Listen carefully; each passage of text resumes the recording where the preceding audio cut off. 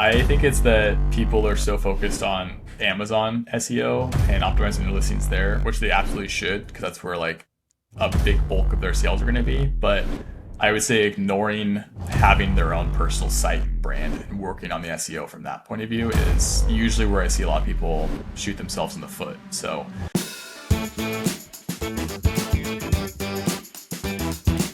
Hello, I'm your host, John Cavendish, and welcome to Season 4 of the Amazon Strategist Show, the show that's all strategy with no hacks, no silver bullets, and no magic pills, just real practical strategies to grow your Amazon business.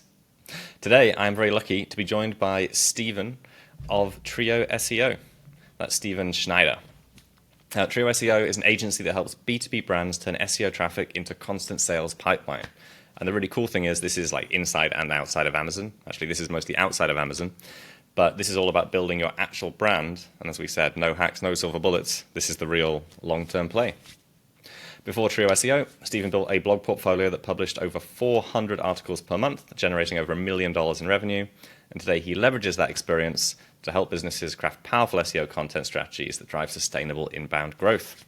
So Stephen, welcome to the show. thanks, John. Excited to be here.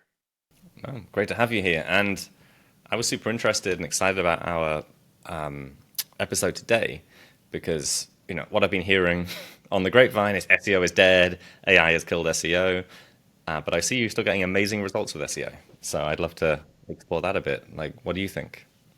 Yeah, I mean, it's definitely harder than it has been every single year. I think that SEO in general is always going to be a weird industry where if you're not getting better at your skill set, you're out of the game. And I think that we saw that, back in the day with affiliate sites and everyone was making money and then Google kind of slapped everyone on the wrist and that was gone. And then it's like Google introduces AI overviews and now clicks are shot and impressions are up and everyone's freaking out. And I think that SEO is still a very valuable asset to any company and a very great skill set to have in your back pocket.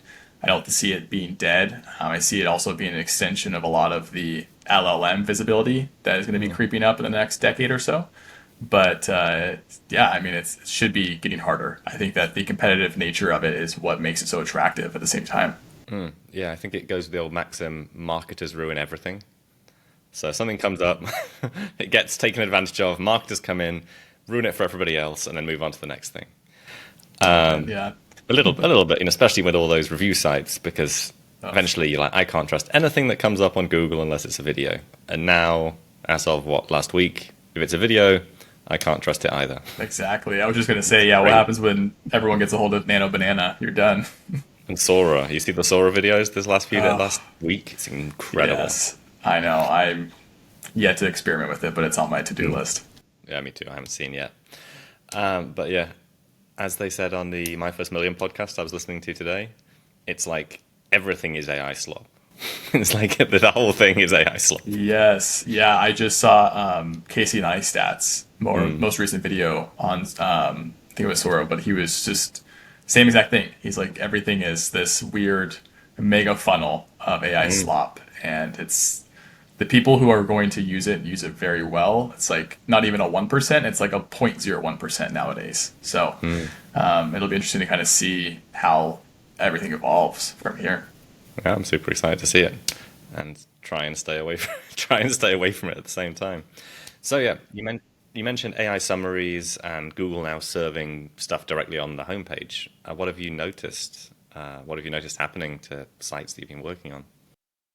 Yeah, the one of the bigger things I was just actually doing a report on this yesterday was that a client reached out to me and he's like, "Hey, I've seen a drop in clicks and I expect this to happen with AI overviews. Like, what's going on here?" And I was like, "Yeah, this is definitely the case." And his specific reason was, or not reason, but the what I saw in the data was that he had hundreds of featured snippets. So, it was just getting a ton of featured snippets, and then those were essentially dropped off and replaced by AI overviews. And that's resulting in a massive loss of clicks. And feature snippets, in my opinion, are always one of those things where they're never a for sure long-term strategy. It's almost like you won the lottery for a little bit and you're just going to cut some extra clicks. And then you have to wait for the dust to settle and the true ranking sets in from there. But yeah, Google has a better reason to show something as a rank 0 position, it's going to. And so that's probably where I think a lot of people are seeing those quick, like just clicks being eaten up. But there's so many other cases that are kind of all over the board. So it's interesting to see for sure. So these AI overviews, how is Google citing stuff? Like, how is it, does it actually lead to any traffic back to the site? Yeah, so it'll be a drop down where like the user will see the immediate answer, Mm, but only if you expand it and like look to the right, there'll be a really small list of references that the user can go and click into. Um, but again, depending on what the type of content is, if it's a top of funnel informational piece of content, there's very, very low incentive for the user to go and click through that article because the answer is right there. Like what is a or how does it work or steps of etc. No one's going to go read the full article. I always joke that like the cooking articles, like those sites deserve to get crushed. Like I yeah. hate reading a 10,000 word article around nonsense that's covered in Mm. ads just to get 10 steps on how to bake a cake, like all that sort of stuff. So it's not all like that, but it is very situational in how people are choosing to actually take that next step and go into the content. Yeah, I get that. And yeah, when I think of the cooking one, that was on the original AI, like amazing bloopers, wasn't it? When Google was telling you had to use super glue on the pizza. Was it that one? I Like mean, I apply think that's similar to like a pineapple on pizza, right? I mean, a glue, pineapple, like what's the take there? thin layer of permanent super glue to your pizza and stick on the topping. Yeah. Interesting. Okay. So does SEO still make sense for everybody? I don't think so, to be honest. And that maybe might be a hot take, because I want everyone to like SEO because I'm an SEO. But I don't think it does. I think that like some situations don't require SEO. Like, maybe I don't even know. Like I only know industries that require SEO, but um, yeah, there's going to be situations where maybe there's little demand in the industry, and maybe like you want to focus on local SEO. Like that would be a good case. National Mm, SEO, I think I have to break it up into like the types of SEO that are needed, and when it's important to focus on one versus the other. But I think that if you have a website you're never gonna avoid bad technical SEO. Like you don't want a slow website. You don't mm, want your images to be heavy. You don't want the user to have a bad experience. Like a lot of the core fundamentals that go into technical SEO will always ring true. And so I think it just depends mm, on how you're optimizing your site and if it makes sense to build out a content strategy. Like maybe content SEO and on page is not always as important as having like 10 service pages and mm. a blog. Like I think it really just depends on if you look at the total pie chart of availability in SEO, like what is the most opportunistic path relative to your business is how I look at it. So, for our listeners, for Amazon sellers out there, predominantly Amazon sellers, what do you think is the kind of 80/20 of what they should have on their brand site, or hopefully they've got an e-com site that's at least linking back to Amazon? Yeah, I think the e-commerce SEO space is an entirely different beast in its own. Like it's so technical that e-commerce SEO is like a majority of it being technical. Like you need Mm, your product schema, you want your images compressed and optimized, and you want alt text that's very mm, descriptive and keyword rich, but without being spammy and stuffy.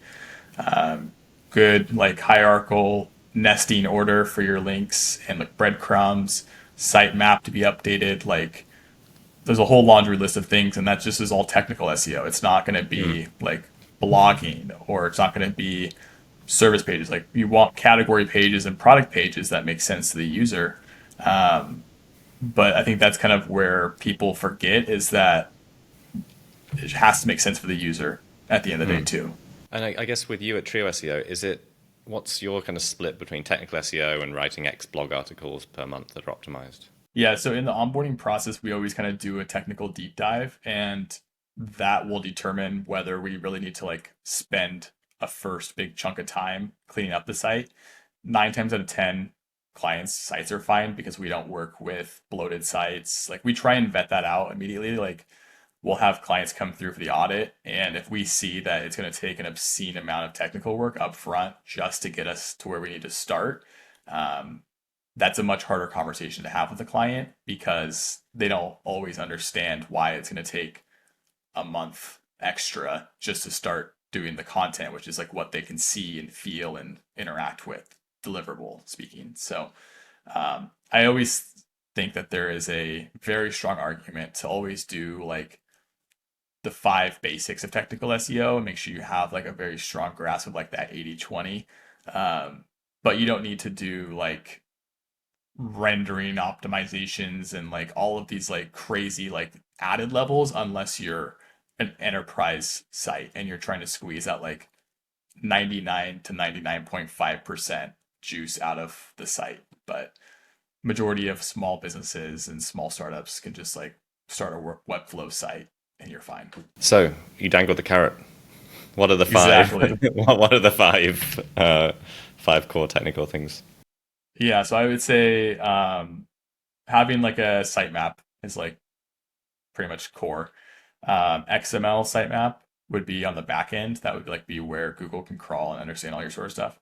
HTML sitemap is kind of like one of the core fundamentals. I would say it's like a landing page of all content, whether it's posts, pages, admin pages, etc.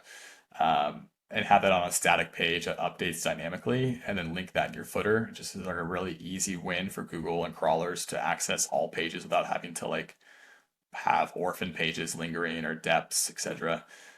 Images are a huge thing. Like you shouldn't be uploading massive images to your site. Like it's so easy with WordPress sites to just add a plugin that will automatically crunch every image before you add that. Alt text also with images, especially if you're in e-commerce. Like, what is the image describing? Like, describe the image. Try to bake in some keywords if you can, but don't make it feel like it's unnatural to the reader. Um, I would say also just like making sure you have a clean, fast website. Like no one wants to be on a page that feels like it's like more than half a second, as weird as that sounds.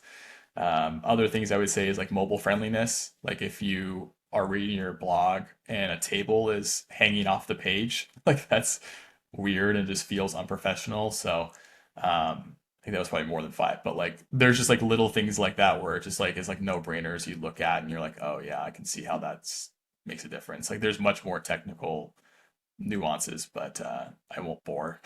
I know people's eyes start to glaze over.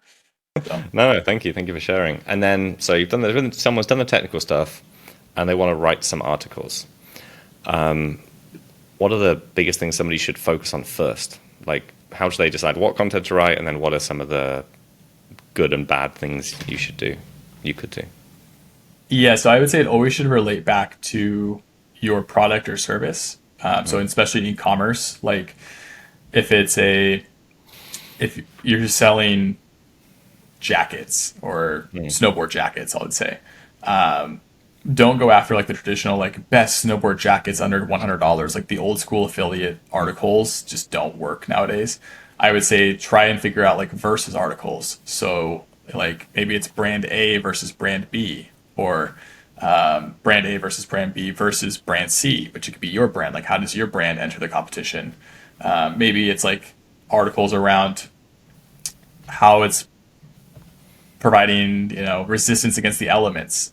There's probably some keywords around that, like ratings and reviews around like the specifics of the specs that maybe might not be as known to others. So really trying to build the understanding of the product and your understanding of the expertise for Google. And then how does that connect the dots to the products and the brand and just building that topical relevance site wide? And what about, say, you're selling a service? So that quite a few people listen to this, like service providers, where they're selling what Seller Candy do. We help with seller support or marketing. The problem is there's a million Amazon agencies out there. How would one differentiate themselves if they're doing agency work compared to somebody else? Yeah, so we actually have three or three or four Amazon agencies clients right now, Mm. all kind of in their own little niche. And I mean, it's just kind of, the same process, but with a different mindset and Mm. messaging and ICP. So, for example, looking at, say, if it's Amazon PPC, for example, like Mm. you should have a service page around PPC services and like what sets you apart, what makes you unique, case studies, general stuff there. The blog, in order to kind of like support the rankings for that service page, you should probably have like an article around ACOS or tacos or you know, how to optimize your costs overall. Like, what's the general strategy look like? What are some of the best Amazon PPC agencies in the space? Like, have a listicle style there that mentions you at the top with others below that. What's it like working with a consultant? Maybe there's good tool calculators out there as well. Like Amazon PPC cost calculator, like showing somebody what it looks like to put in some inputs into a tool, and then maybe the output is only sent to them via email, and that's a lead to you. So, like, kind of getting creative with how are you leveraging tools and content to connect with your ideal customer, and then determine their intent from there. Cool. Awesome. Love it. What about AI for SEO content?